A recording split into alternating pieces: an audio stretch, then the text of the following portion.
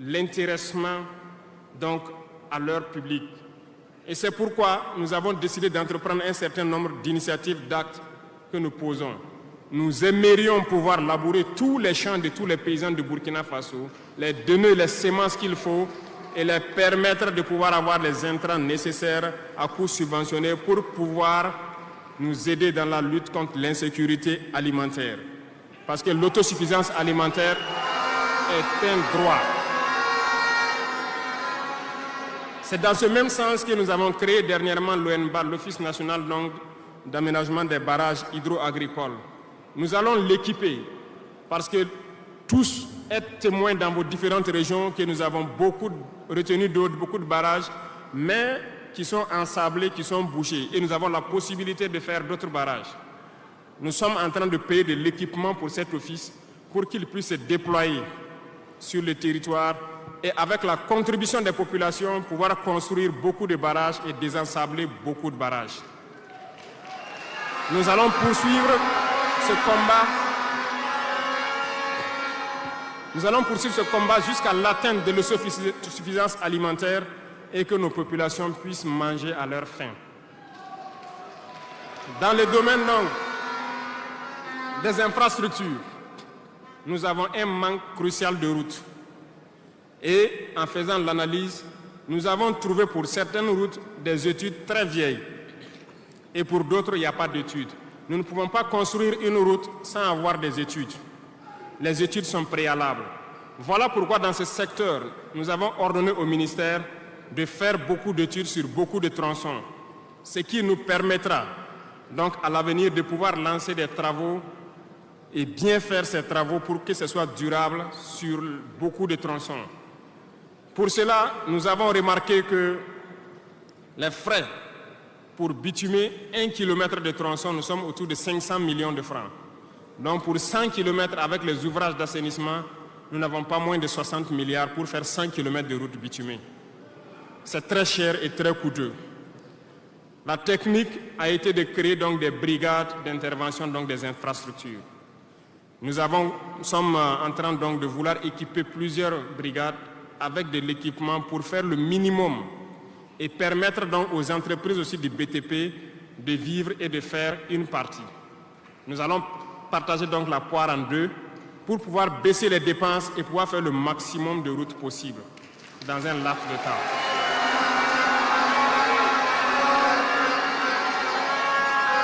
Cela donc a déjà commencé et nous allons poursuivre au cours donc de ces 5 années dans ce processus pour que dans toutes les régions, nous puissions quand même pouvoir rallier le maximum de chefs-lieux de province et que nous puissions faire écouler nos marchandises et que les personnes puissent se déplacer sereinement. Dans le domaine donc de l'urbanisme, nous sommes dans un processus de pouvoir redessiner nos villes. Et si vous remarquez, les villes sont trop grandes, si je me prends Ouagadougou, mais les infrastructures d'assainissement et autres ne suivent pas. Ça fait que nous pataugeons dans la boue et nous n'avons pas assez d'assainissement. Ça nous crée beaucoup de maladies qui peuvent donc amener des épidémies. Nous avons un processus de pouvoir concentrer les villes à travers donc des constructions à hauteur. Pour cela, nous avons un plan que nous avons établi pour pouvoir aller d'un quartier et concentrer le maximum et maintenant étendre aux autres quartiers. Certainement, si les gens sont déplacés dans ces quartiers, beaucoup de terres vont se libérer pour pouvoir maintenant dessiner de bons plans pour nos villes. Nous allons commencer par des villes, un certain nombre de villes d'abord, et pouvoir l'étendre à toutes les autres villes. L'urbanisme doit pouvoir donc nous amener à jouer sur le volet de la santé. Parce que si l'urbanisation est bien faite, il y a un bon nombre de maladies telles que la dengue, le choléra et certaines maladies liées aux eaux sales qui stagnent dans nos rues. Nous allons donc avoir un bon résultat dans le domaine sanitaire. Ce qui m'amène donc dans le volet de la santé.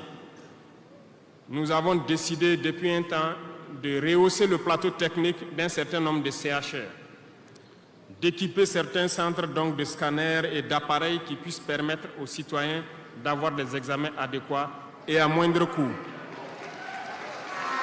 Nous allons continuer Nous allons continuer dans ce processus. Voilà pourquoi nous avons lancé l'initiative présidentielle pour la santé au Conseil des ministres passé. Il s'agira de créer ce que nous avons appelé des centres de santé communaux. Et dans ces centres de santé, nous avons intégré un minimum de services qui doivent être servis aux populations. Il s'agira de l'imagerie, c'est-à-dire tout ce qui est échographie et radiographie, des banques de sang et aussi des laboratoires, pour que les populations des différentes provinces et communes, certaines communes, n'aient pas à se déplacer ou avoir besoin d'ambulance pour une transfusion sanguine, amener des malades vers certains centres, qui peuvent d'ailleurs ne pas arriver à cause de l'état de la mauvaise route. Donc, cette initiative est déjà lancée et nous allons faire en sorte que nous puissions commencer avant la fin de l'année la construction des premiers centres et leur équipement.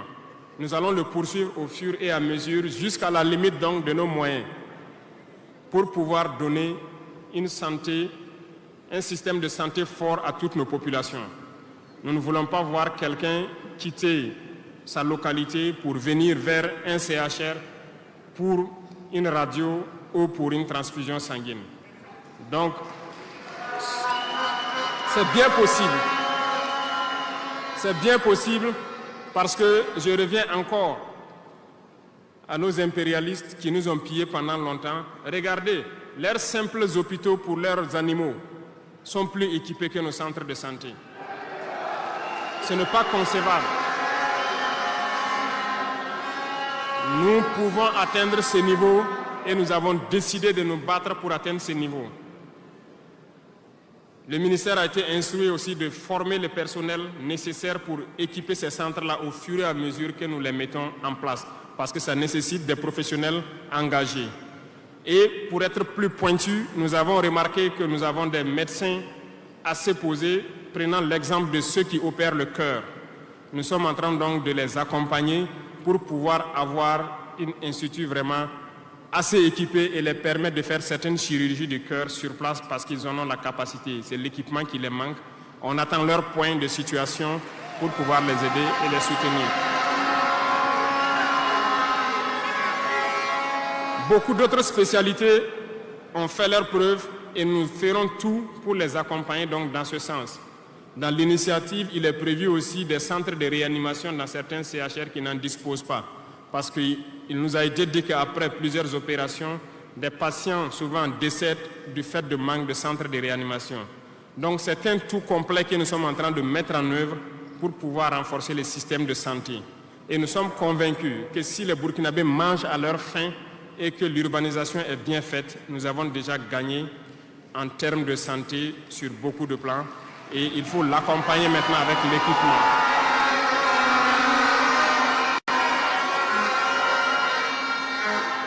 Dans le domaine de l'éducation, nous avons fait le diagnostic et comme vous le savez, nos camarades étudiants sont là, ils ne diront pas le contraire.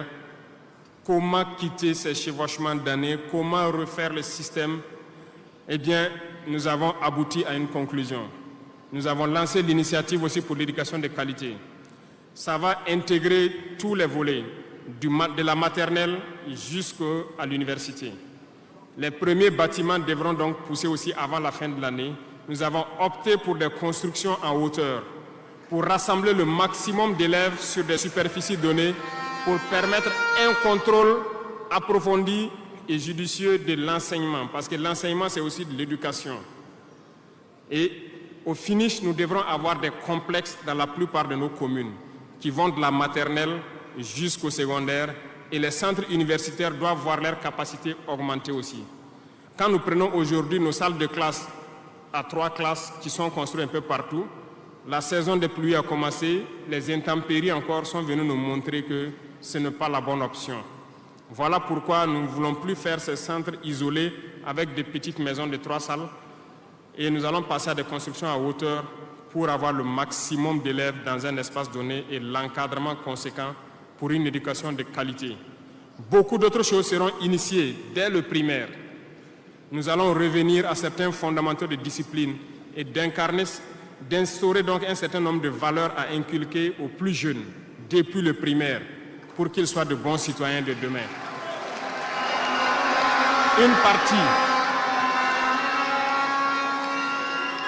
Il y aurait donc un début de formation militaire, si je peux le dire comme ça, civique et patriotique au tout petit, pour pouvoir continuer dans les lycées. Et le programme national donc au niveau du SND est en train de muter.